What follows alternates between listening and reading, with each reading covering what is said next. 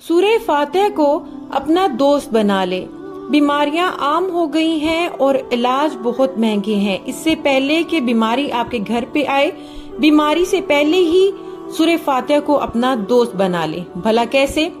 بس آپ سورہ فاتحہ سے جڑ جائیں۔ چائے پئیں یا کافی پئیں، کچھ بھی پی رہے ہوں، ان سب پر سورہ فاتحہ کا دم کر کے پئیں۔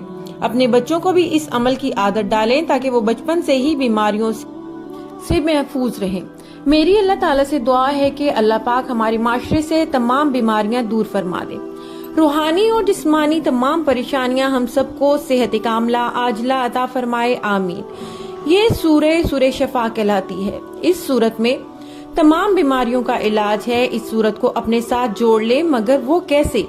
وہ ایسے کہ جب بھی ہم پانی پیئیں سورہ فاتحہ دم کر کے پیئیں۔